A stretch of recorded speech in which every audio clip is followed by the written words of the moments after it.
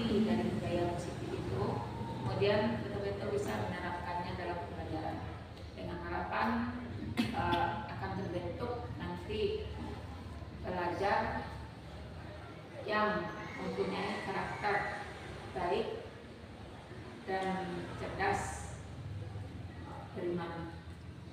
Jadi dalam hal ini sesuai dengan temanya, tujuan utama dari materi ini adalah dapat menciptakan pelajar yang berkarakter. Itu yang saya sampaikan Bapak Ibu. Mudah-mudahan kegiatan ini dapat berjalan dengan baik, dengan lancar dan sukses untuk negeri kita. Maaf atas segala kekurangan. Assalamualaikum warahmatullahi wabarakatuh. Topik kita dalam penyebaran pemahaman dan pengalaman budaya positif. Yang pertama itu kita lihat dari perubahan paradigma, kemudian ada belajar disiplin positif, kemudian ada motivasi perilaku manusia, kebutuhan dasar manusia, posisi kontrol, dan keyakinan kelas beserta segitiga restitusi. Nah, sekarang kita akan lihat satu persatu. Di sini yang pertama, perubahan paradigma belajar. Sekarang saya minta kepada Bapak dan Ibu-ibu atau teman-teman semuanya saling melihat antara temannya, saling melihat kepada temannya. Di antara Bapak dan Ibu, tolong digenggam tangannya dengan sekuat tenaga.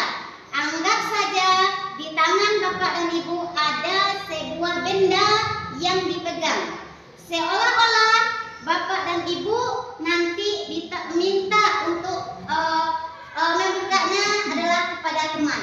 Nah, sekarang mari kita cobakan bersama-sama. Coba dari sekarang Bapak dan Ibu kita genggam. Dan teman di sebelahnya coba buka. Apakah bisa membuka genggaman teman yang telah digenggam? Coba, apakah bisa? Ya, coba. Bisakah Bapak Ibu membukanya? Bagaimana? Ya, coba Ibu buka. Bisakah membuka antara Ibu kan berpasangan dengan teman sebelahnya? Bisa Ibu membuka?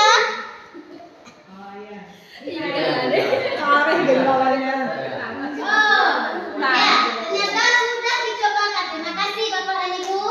Ternyata setelah dicoba membuka dan genggam tangan temannya, ternyata kita tidak bisa.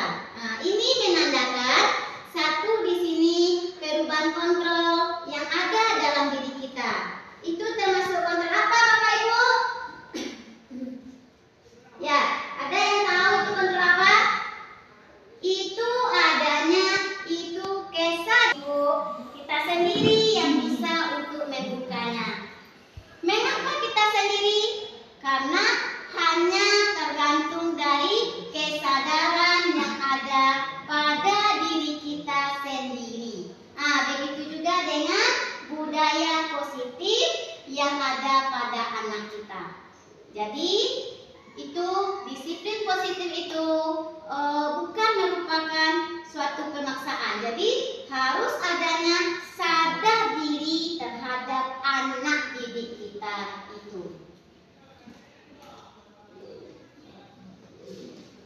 Ya, kemudian ada teori kontrol namanya, yang sering mungkin ilusi kontrol.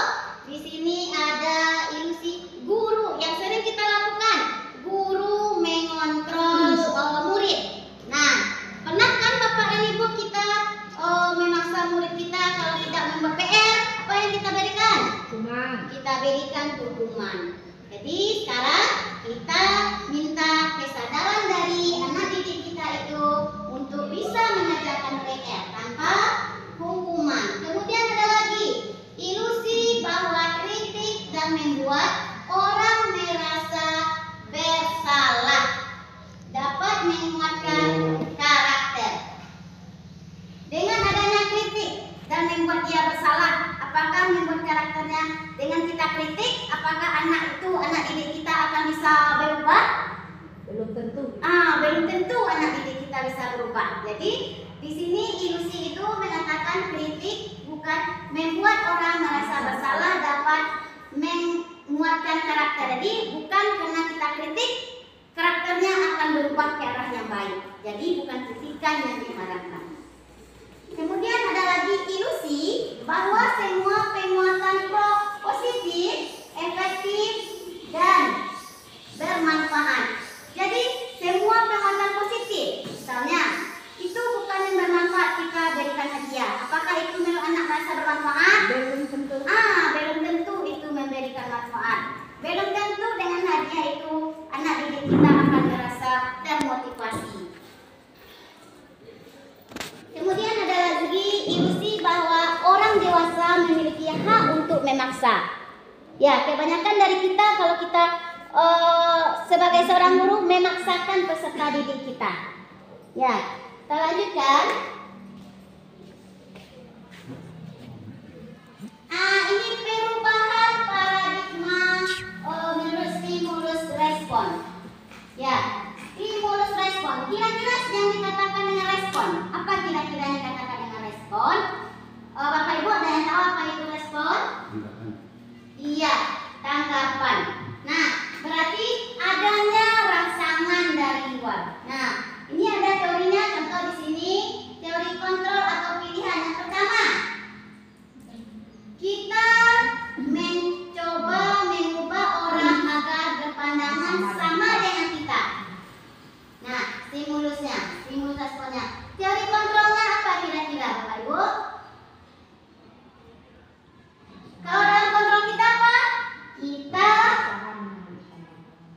berusaha memahami. Kita berusaha memahami pandangan orang lain tentang dunia. Kemudian yang kedua, perilaku buruk dilihat sebagai suatu kesalahan. Nah, dalam teori kontrol apa? Semua perilaku itu memiliki tujuan, ada tujuannya. Iya, pasti ada tujuan. Ya, pasti ada tujuan. Ada tujuannya. Ya kan Pak? Ya, walaupun baik guru ada tujuannya kita melakukan sesuatu itu. Ya, kemudian dari stimulus respon ada lagi orang lain bisa mengontrol saya. Nah, kalau teori kontrolnya siapa? Hanya kita yang bisa mengontrol diri kita sendiri. Nah, selanjutnya ada pemaksaan ada pada saat bukan gagal. Kalau teori kontrol kita kolaborasi dan menciptakan pilihan baru. Jadi kita harus bisa menciptakan pilihan baru.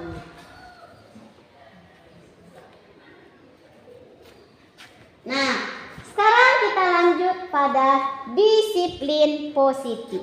Nah, kira-kira yang disiplin ini apa kira-kira Bapak Ibu? Disiplin. Dari siapa tumbuhnya disiplin ini? Apakah bisa kita paksakan terhadap anak? Tidak. Jadi disiplin positif bisa tumbuh dari diri kita sendiri. Nah, tergantung dari kontrol diri kita sendiri. Nih, disiplin positif menurut teori kontrol itu yang disampaikan oleh Dr. William Glasser. Nah, yang dikatakan dengan disiplin belajar kontrol diri dengan menggali potensi kita agar tercapai tujuan mulia,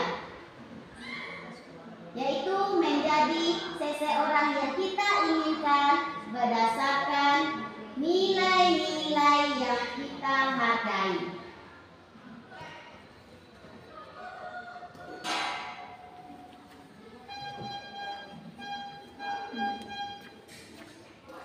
Dalam disiplin positif adanya nilai-nilai kebajikan universal. Kira-kira nilai-nilai kebajikan universal itu apa Bapak dan Ibu?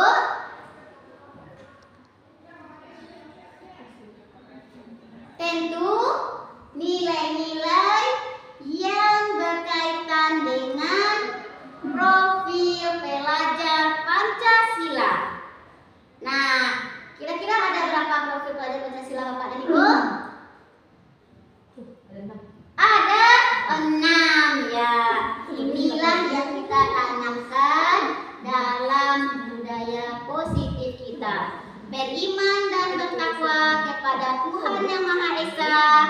kemudian dan berakhlak mulia.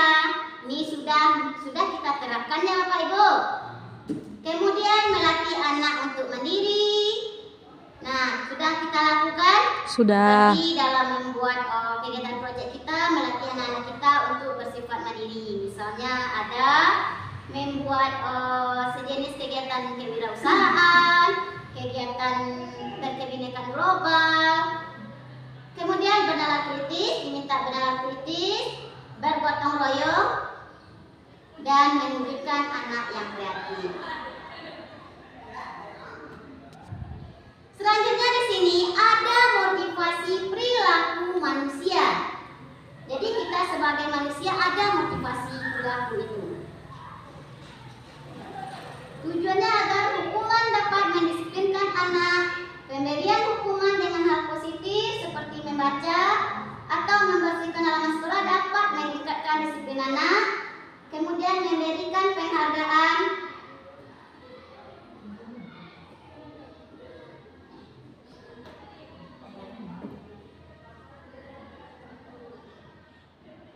Memberikan penghargaan dapat meningkatkan motivasi belajar anak. Nah, di sini ada motivasi perilaku. Kita itu ada motivasi yang pertama. Coba kalau menghindari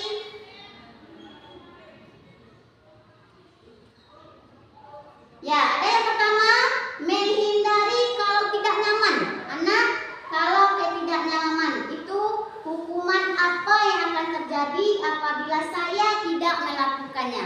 Ini termasuk motivasi apa Bapak Ibu? Eksternal. Motivasi yang berasal dari luar. Nah, kemudian ada lagi untuk mendapatkan imbalan. Itu motivasi eksternal. Jadi anak itu mengharapkan suatu imbalan baru mengerjakan sesuatu. Nah, selanjutnya ada menghargai diri sendiri, yaitu dengan menjadi orang yang seperti apabila saya melakukannya. Menghargai diri sendiri. Itu adalah motivasi internal. Inilah yang menjadi dari yang ketiga ini yang menjadi motivasi internal kita, inilah yang akan kita tanamkan untuk mewujudkan disiplin positif. Inilah tujuannya Bapak dan Ibu.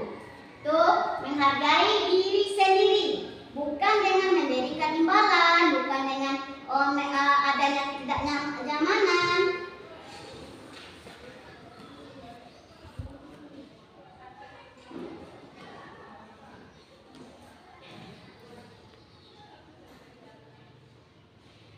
Kemudian ada bentuk ini perbedaan antara hukuman, konsekuensi, dan restitusi. Nah, sekarang kira-kira yang hukuman itu kira-kira apa? Hukuman sifatnya mendadak. Iya, sifatnya mendadak. Ya, terus Bapak Ibu, hukuman itu bersifat mendadak. Ya, terjadi dengan waktu yang tiba-tiba tanpa direncanakan. Nah, juga membuat anak itu adanya ancaman fisik dan psikisnya. Nah, kemudian kalau yang konsekuensi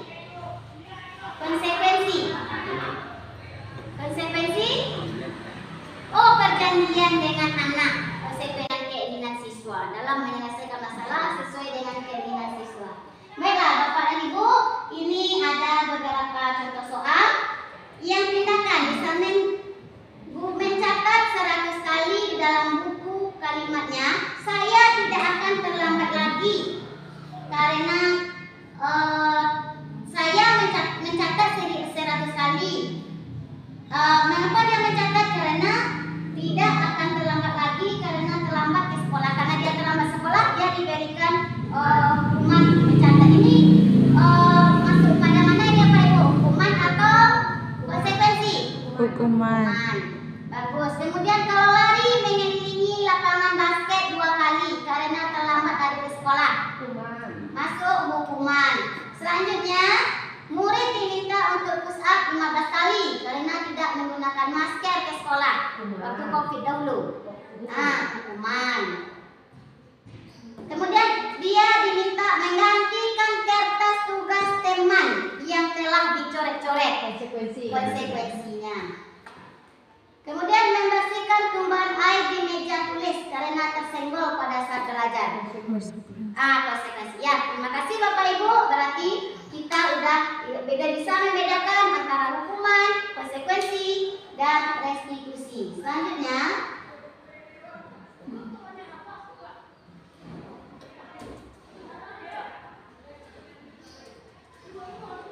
kebutuhan dasar manusia. Si kita sebagai seorang manusia juga butuh, ada yang dibutuhkan. Dalam kebutuhan dasar manusia ini ada 5 kebutuhan yang kita perlukan. Yang pertama kebutuhan bertahan hidup. Nah, kemudian ada kebutuhan rasa kasih sayang dan rasa diterima. Jadi begitu pula dengan anak didik kita, Bapak Ibu. Anak didik kita itu butuh kebutuhan hidup, dia butuh juga kasih sayang dan rasa diterima. Kemudian butuh penguasaan, butuh kesenangan, dan dia juga mau bebas, tidak mau terikat sama sekali. Baiklah, di sini kan kita lihat satu persatu.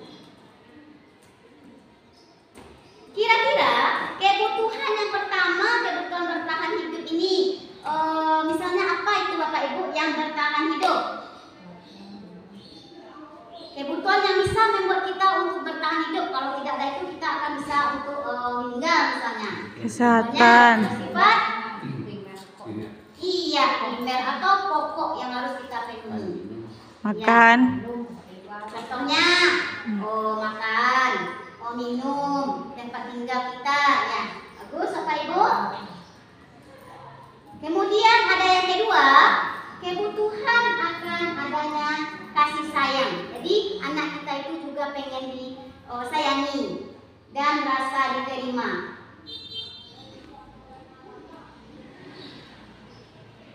Kebutuhan akan kebebasan.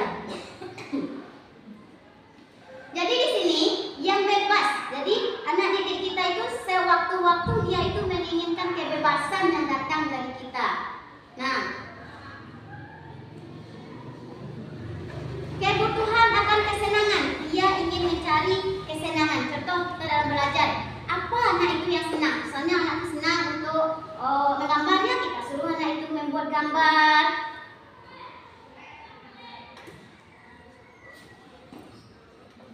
Kebutuhan akan penguasaan atau power. Ini artinya murid itu butuh merasa diakui prestasinya, diakui pencapaian kompetensinya, didengarkan, dan memiliki rasa harga diri. Kemudian juga dia pengen diberi kesempatan untuk membuat keputusan.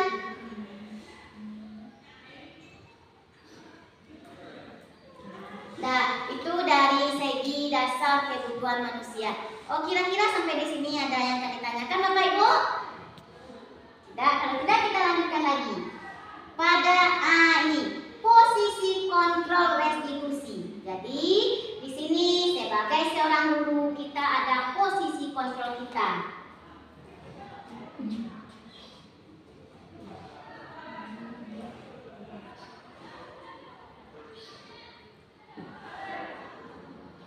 Seorang guru itu ada di sini ada 5. Yang pertama sebagai penghukum, kemudian ada yang kedua pembuat orang merasa bersalah, Teman. sebagai teman, kemudian Pemantau. dan sebagai manajer. Nah, yang penghukum, contohnya yang posisi kontrol sebagai penghukum. Menghardi. Ya kita harti anak kita atau kita perintah. Misalnya anak kita terlambat, kita perintahkan kerjakan itu. Nah, atau misalnya melanggar aturan sekolah, kita perintahkan dia, kita beri dia hukuman. Kemudian ada lagi membuat orang merasa bersalah. Nah, ya jadi di sini kita membuat anak itu merasa bersalah. dalam anak terlambat, kita tanya apa yang membuat dia merasa bersalah. Kemudian sebagai teman, jadi sebagai seorang pendidik, kita menjadi seorang teman bagi anak itu. Bisa dia curhat dengan kita, bisa dia tempat apa yang dia rasakan, bisa dia ungkapkan dengan kita. Itu teman. Pemantau. Kita pantau anak kita itu. Misalnya kita dapat berita anak seperti ini, kita pantau, kita cari tahu dulu anak itu. Kemudian sebagai manajer. Ya, manajer di sini kita di sini salah satu cara posisi kontrol yang terbaik kita lakukan itu dengan kita mengajukan pertanyaan-pertanyaan kepada anak sampai nanti kita bisa mengarahkan anak didik kita itu ke diri yang sebenarnya.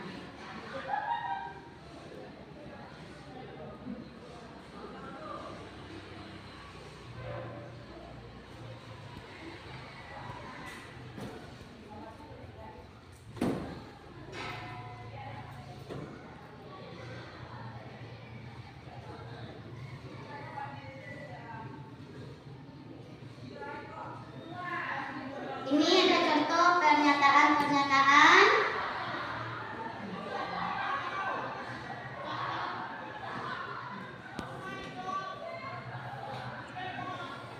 Nih, pernyataannya misal, saya kecewa sekali dengan kamu. Contoh kata-kata yang posisi kontrol tadi.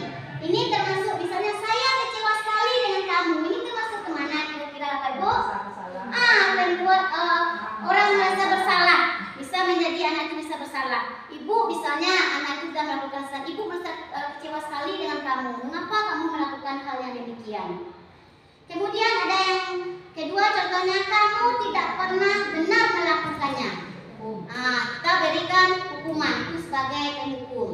Kalau teman, kita ajak anak didik kita, ayolah lakukan demi bapak atau ibu. Kalau seperti sebagai manajer, kita bisa itu mengarahkan anak kita itu. Nah, memberikan arahan anak kita itu, misalnya bintang hari ini apa, bintang hari ini waran. Kalau zodiaknya Iko, bintang hari ini. Nih, budaya positif harus disertai dengan lingkungan positif, keyakinan kelas dan peraturan kelas. Itu seperti apa? Contoh, selalu kembalikan buku ke tempatnya. Keyakinan kelas yang bersifat nilai-nilai kebajikan. Ini mengarah kepada tanggung jawab. Kemudian, dilarang mengganggu orang lain. Masuk pada keyakinan kelas, menghormati orang lain. Kemudian ada hadir di sekolah 15 menit sebelum pembelajaran dimulai. Keyakinan kelas kita, hadir di sekolah 15 menit. Berarti menghormati orang lain dan berkomitmen. Kemudian dilarang melakukan kekerasan. Itu keyakinan kelas kita, keselamatan dan menghormati orang lain. Kemudian dilarang menggunakan narkoba. Masuk kepada kesehatan. Bergantian atau menunggu giliran. Menghormati orang lain dan bersabar. Jangan. Kira-kira dalam membuat suatu keyakinan, tahapnya yang akan kita lakukan apa Bapak Ibu? Tentu kita minta apa dulu dari siswa kita? Kita minta curahan pendapat dulu dari anak didik kita. Apa saja pendapat dia tentang peraturan yang perlu disepakati di sekolah kita atau di kelas. Setelah adanya curahan pendapat, kemudian kita mencatat semua masukan-masukan dari siswa kita tadi. Itu baik di papan tulis atau pokoknya kita catat di kertas. Kemudian ada lagi setelah kita catat, kita susun keyakinan kelas sesuai dengan prosedurnya. Itu ganti kalimat. Kalau ada kalimatnya dalam bentuk negatif menjadi positif. Kalimat yang negatif contohnya apa Bapak Ibu? Tidak boleh, dilarang. Kata tidak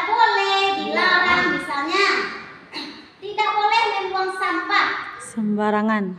Sembarangan. Bentuk kalimat positifnya apa? Menjaga kebersihan. Menjaga kebersihan. Nah, kemudian kita lanjutkan lagi dengan kita tinjau kembali daftar curah pendapat yang sudah dicatat tadi. Apakah sesuai ini kita terapkan? Kemudian kita tinjau ulang keyakinan kelas secara bersama-sama. Kalau telah yakin baru ditandatangani oleh siswa kita. Kemudian baru kita tempelkan keyakinan kelas di dalam kelas kita.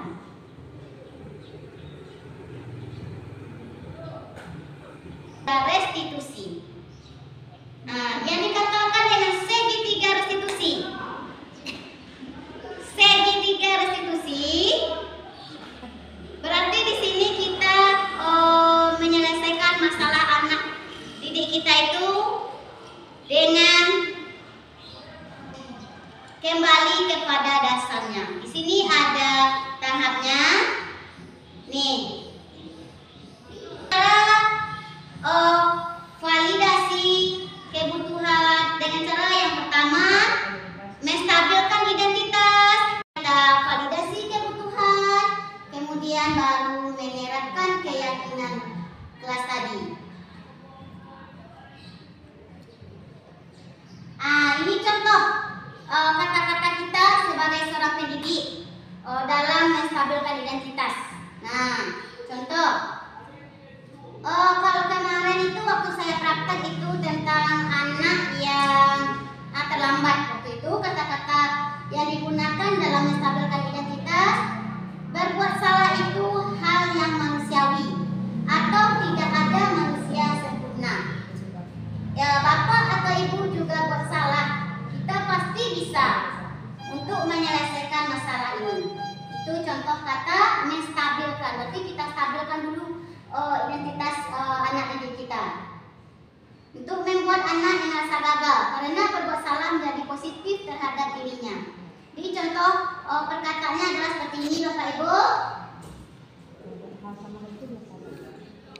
Ya, kemudian kita lanjutkan dengan validasi kebutuhan. Kita validasi kebutuhan. Contohnya, gunanya ini untuk membantu murid mengenali kebutuhan dasar yang ingin dipenuhinya ketika melakukan kesalahan apa inginnya pendidik kita itu. Contohnya di sini, kamu bisa saja kan melakukan hal yang lebih buruk, tapi kamu tidak melakukannya. Kamu pasti punya alasan mengapa melakukannya. Itu contoh perkataan yang kita gunakan. Misalnya, mengapa kamu melakukannya hal itu? Itu divalidasi kebutuhannya. Kemudian ada lagi, apa yang penting bagi kamu? Kamu boleh tetap berusaha menjaga sikap itu. Nah, kemudian ada sikap lain yang baru. Maukah kamu belajar cara lain untuk mendapat yang kamu butuhkan tanpa harus memukul? Apakah kamu bisa melakukan dengan lebih baik lagi besok? Itu validasi kebutuhan. Kita validasi peserta didik kita untuk mengenali kebutuhan dasar dan dia inginkan, apa yang dia inginkan. Selanjutnya kita tanyakan keyakinan kelas yang telah kita buat, kita kembalikan kepada anak didik kita untuk gunanya melihat kesalahan yang dihubungkan dengan norma sosial dan nilai-nilai yang mendasari manusia berinteraksi dengan orang lain. Contoh dalam menanyakan keyakinan. Apa yang kamu rasakan ketika kamu melakukan itu? Kamu menjadi orang seperti apa? Kira-kira itu diseminasi tentang budaya positif. Jadi di sini dalam penutupnya dapat kita simpulkan dalam penerapan program disiplin positif hendaknya guru memiliki standar kepribadian, profesional dan sosial yang baik. Di mana di sini guru mampu merefleksi dirinya dalam posisi kontrol saat ini. bagaimana perjalanan dirinya sebagai among atau manajer yang menuntun murid-murid menjadi insan yang mandiri, merdeka, dan bertanggung jawab. Jadi di sini posisi kita sebagai seorang pendidik adalah menjadi seorang manajer. Posisi kontrol kita, Bapak Ibu, itu sebagai among atau among. Bapak among. Udah among tadi. Among. Nah, among itu artinya menuntun. Kita tuntun murid kita mau menjadi insan yang mandiri, merdeka, dan bertanggung jawab. Kita arahkan dia dengan sikap seperti ini. Kita arahkan, lambat-lambat kita arahkan.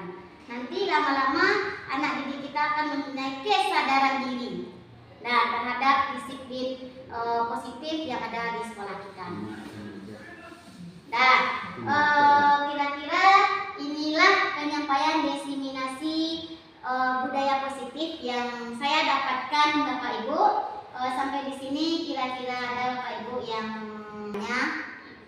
tanggapan Ibu tentang penyampaian saya mengenai diseminasi budaya positif tadi. Liza, dari diseminasi yang Ibu sampaikan tadi dengan materi budaya positif, saya rasa kalau memang betul-betul dilaksanakan dalam kegiatan pelajaran sebagai peran sebagai seorang guru, yaitu sebagai pemimpin pelajaran, saya yakin segala sesuatu atau kegiatan pelajaran akan berjalan dengan baik, menyenangkan, dan bermutu. Mengapa demikian? Karena sesuai dengan temanya adalah budaya positif. Kalau itu sudah ada di diri guru yang utama sekali, kemudian nanti disampaikan atau dapat membuat siswa untuk bisa timbul budaya positif itu dalam dirinya sendiri tanpa ada hukuman seperti yang yang dijelaskan tadi, maka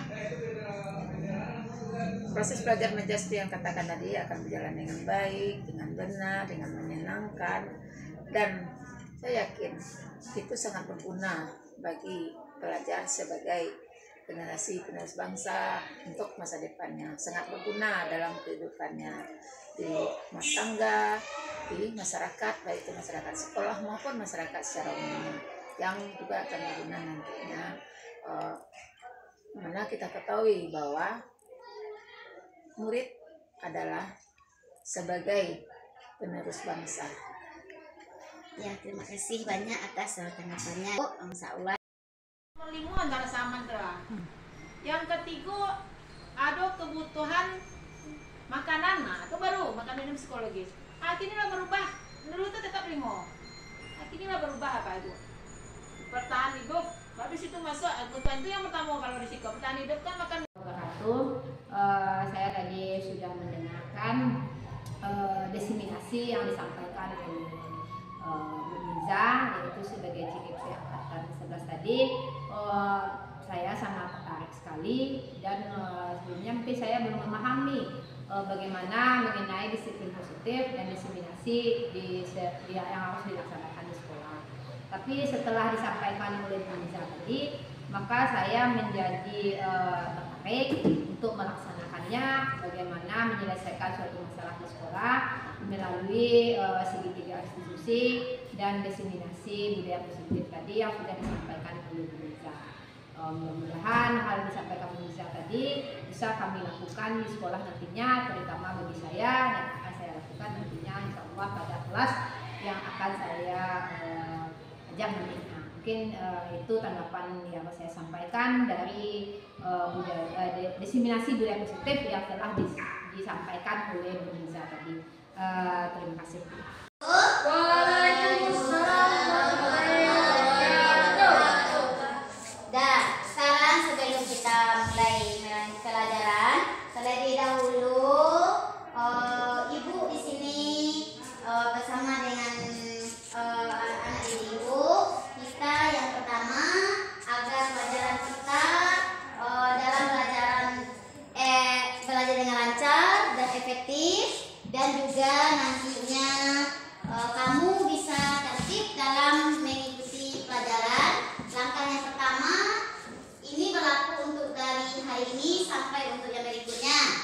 kita buat di sini terlebih dahulu ada yang harus kita sepakati dalam kelas. Kesepakatan kelas namanya, ya.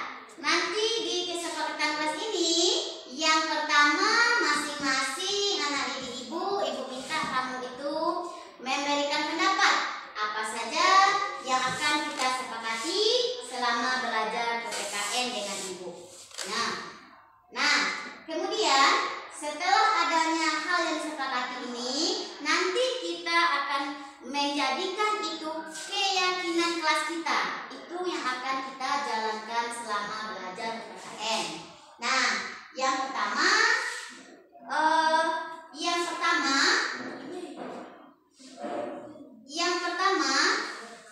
kita terlebih dahulu tentu akan menetapkan aturan di kelas kita ini. Nah, tadi contoh aturan kita yang pertama mematuhi tata tertib sekolah, masuk tepat waktu. Nanti kamu buat ibu bagikan kertasnya. Kertas ini buat di dalam masing-masing kamu buat di dalam ini dan ditempelkan di papan tulis. Nah, setelah itu nanti kita akan mengambil nilai-nilai kebijakan universalnya. Di sini kamu menggunakan kata-kata yang positif. Nah, kalau ada kata tidak, misalnya tidak boleh terlambat, kita hilangkan. Kalau yang terlambat itu gantinya mana itu? Mengenai yang tidak boleh atau dilarang, berarti kita ganti dengan keyakinan kelas kita. Kalau tidak boleh berarti apa tuh? Tepat waktu. Datang ke sekolah tepat waktu. Nanti keyakinan kelas kita gimana? Itu adalah kepada tanggung jawab kita dan disiplin sekolah. Nah, paham? Nah, sekarang ibu bagikan ini. Nanti tempel di depan ya. Siapa yang sudah siap? Ini Fari.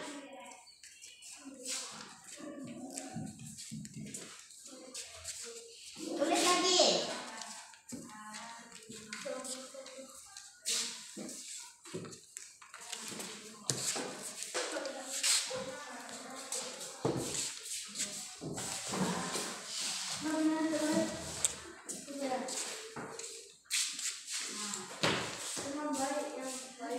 Tulis. Coba satu dulu. Nanti kalau tidak cukup tambah ya. Buat aturan dalam kelas kita. Ya, kesepakatan kelas nanti tempel di depan. Satu aja. Nah, usah. Ini aja aku tulis kesepakatan kelas kita kelas 8. Kesepakatan kelas. Kita tempel di sini dulu. Ibu minta pendapat kamu dulu. Boleh.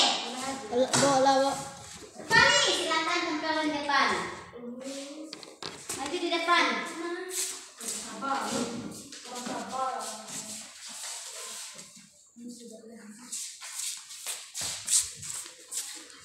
Dah, siapa lagi?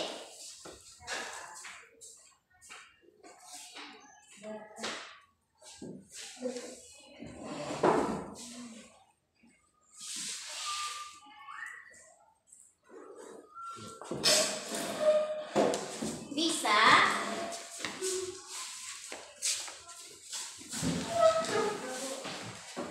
Nah, tempel di depan.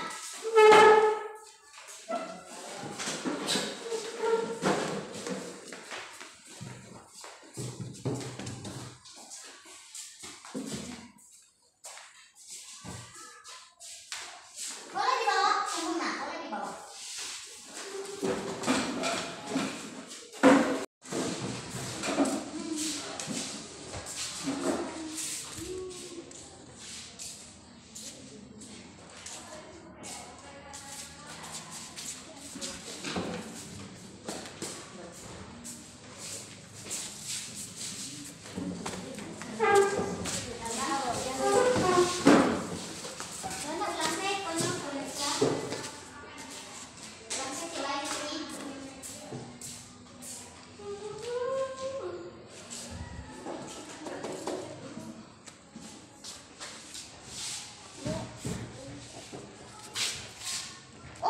nak ikut apa nempelnya nak? Langsung ya, nih. Nih.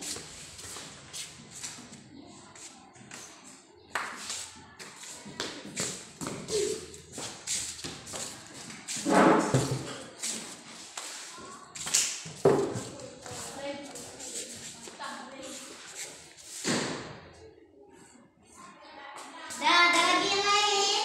Alas, satu lagi.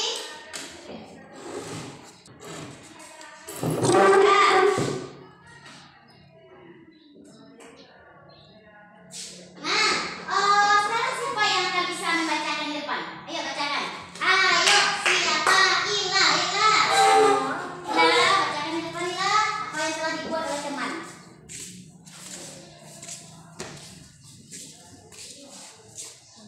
Tidak boleh berkata kotor. Ya, yang pertama tidak boleh berkata kotor. Yang kedua berbicara yang sopan kepada guru dan teman di kelas. Ya. Selalu membuat tugas tepat waktu. Dilarang makan-makan di ruang kelas saat belajar. Ya. Menghargai guru dan teman saat di kelas. Menghormati guru dan teman saat berbicara. Hanya boleh izin 3 kali kalau diizinkan oleh guru. Menghargai guru ketika berbicara. Selalu menghormati guru ketika pembelajaran berlangsung. Hanya boleh keluar saat diizinkan guru. Ya, bagus Ila. Jadi duduklah. Terima kasih ya Ila. Sama satu lagi nih dari yang menghargai guru yang sedang berbicara. Oh, kira-kira ada lagi yang kurang, ada yang ditambahkan lagi ini yang menghargai. Kita ambil di sini pertama kesempatan kelas kita menghargai guru. Berarti dari segi apa saja kita di sini mengadakan keyakinan kelas kamu menghargai guru. Kalau guru berbicara di depan, kamu mendengarkan di belakang. Kalau mau berbicara dengan pakai etika, caranya angkat tangan atau minta izin terlebih dahulu. Nah, kemudian ada lagi apa kesempatan kelas kita? Berbicara dengan kata-kata yang sopan. Nah, kepada guru dan teman. Jadi tadi ada menghargai, mengenai sopan santun. Kira-kira ada lagi yang kurang kesempatan kelas kita? Baru 2, apa lagi? Disiplin waktu. Iya, ada lagi yang disiplin waktu. Kita tambahkan di sini. Coba tambahkan.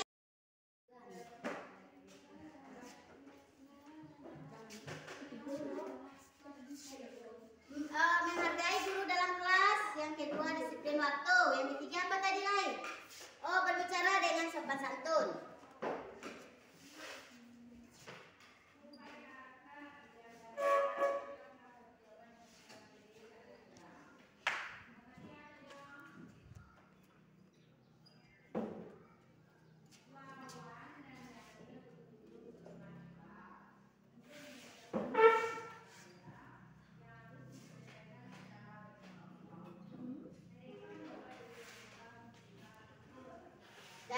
Ada lagi yang tambahannya? Kira-kira udah berbicara dari segi disiplin.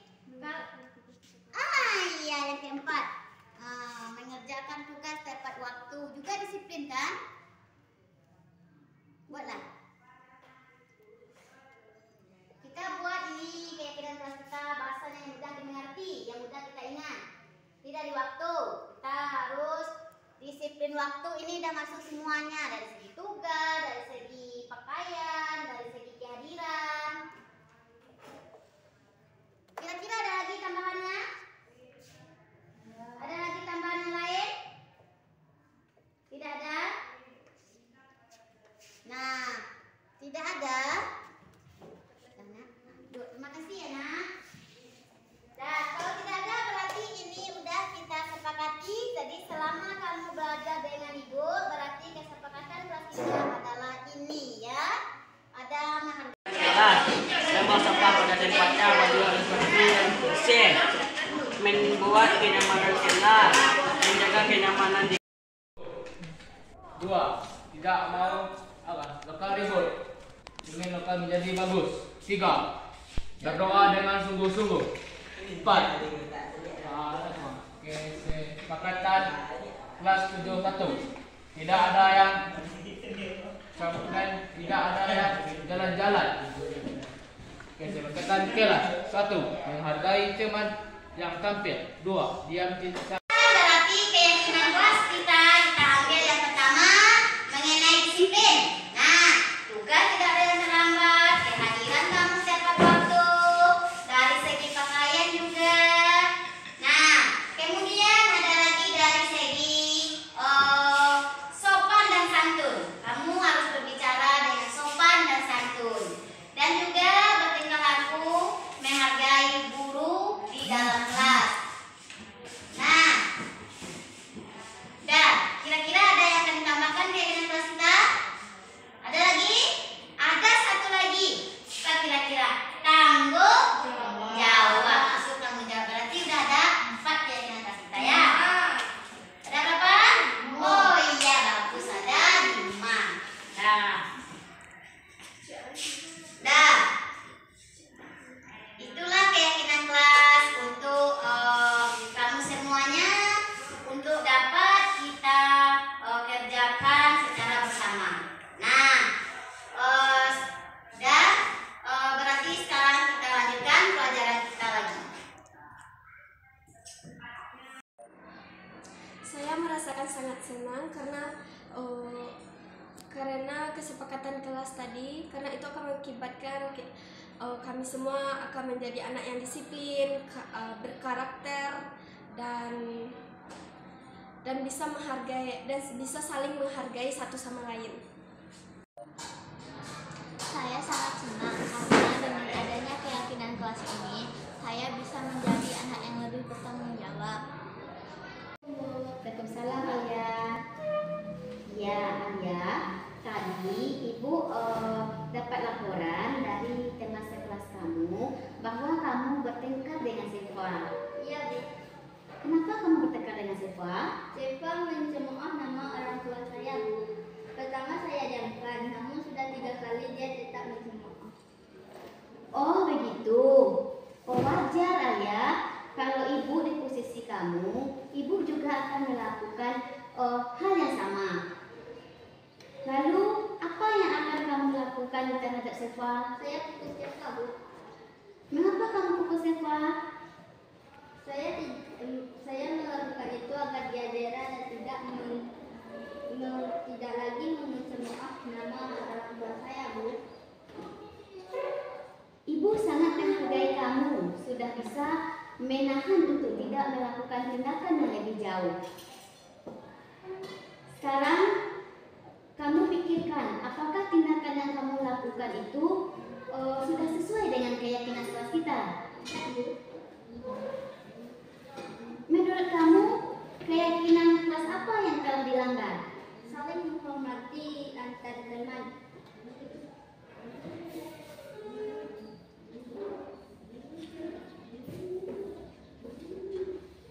Menurut kamu, saling menghormati antar teman itu apakah penting? Penting, Bu. Jika penting, keyakinan kelas apa yang harus kamu lakukan untuk menahan amarah kamu? Berlatih lebih sabar, Bu. Apakah kamu bersedia memperbaiki tindakan kamu ini? Bersedia, Bu. Apa yang akan kamu lakukan jika nanti teman kamu masih mengejek nama orang tuamu? Saya akan lebih bersabar dalam menghadapinya dan melaporkan kepada guru. Tepat sekali tindakan yang kamu lakukan. Nah, sekarang Alia silahkan kembali lagi ke dalam kelas. Baik, Bu. Terima kasih ya Alia. Waalaikumsalam Erlan. Ibu mendapat informasi dari guru piket bahwa Erlan sering datang terlambat ke sekolah. Iya, Bu. Menurut ingatan Erlan, sudah berapa kali Erlan datang terlambat? 5 kali, Bu. Baiklah Erlan, sebagai seorang manusiawi kita pernah melakukan kesalahan. Dan sekarang mari kita belajar dari kesalahan yang pernah kita lakukan dan berusaha untuk memperbaikinya. Setuju? Setuju. Sekarang kita akan mencari solusinya bersama-sama. Iya, Bu. apa alasan Erlan yang membuat datang ke sekolah terlambat? Saya sering bergadang sambil main handphone, Bu. Jadi kurang tidur. Oh begitu ya. Ibu dulu waktu sekolah juga pernah melakukan hal yang demikian, yang bergadang, dan ibu tidak pernah terlambat datang ke sekolah. Kamu tahu keyakinan kelas yang sudah kita sepakati bersama? Tahu, Bu. Kalau datang terlambat ke sekolah, keyakinan kelas kita itu apakah sudah sesuai? Tidak, Bu. Menurut kamu, keyakinan kelas apa yang telah kamu langgar? Disiplin, Bu. Menurut kamu, disiplin itu penting? Penting, Bu. Karena bisa membuat saya datang tepat waktu dan bisa menghargai waktu. Betul, menghargai waktu itu penting dan sangat bermanfaat untuk kita. Seperti dapat menghargai orang-orang yang ada di sekitar kita, pekerjaan menjadi tidak menumpuk, dan kita juga dapat melatih rasa kepedulian. Iya, Bu. Saya menyesal sudah sering terlambat. Saya mohon maaf sudah sering terlambat datang ke sekolah. Iya Erlan, sikap Erlan yang baik sudah kamu lakukan dengan cara meminta maaf. Menurut Erlan, apa yang akan kamu lakukan agar tidak terlambat lagi datang ke sekolah? Saya akan tidur lebih cepat dan tidak bergadang lagi agar saya tidak datang terlambat lagi ke sekolah. Baik Erlan, kamu sudah memberikan solusinya, dan ibu akan bekerja sama dengan orang tua kamu agar kamu tidak terlambat lagi datang ke sekolah. Sekarang silakan Erlan masuk ke dalam kelas lagi ya. Saya Aliatul Kamila kelas 7 merasa sangat senang telah diajak diskusi oleh Bu Miza untuk mengendalikan amarah saya karena perilaku teman sekelas. Saya harus lebih banyak belajar sabar dan menghormati teman. Terima kasih, Bu. Saya senang sekali diajak diskusi dan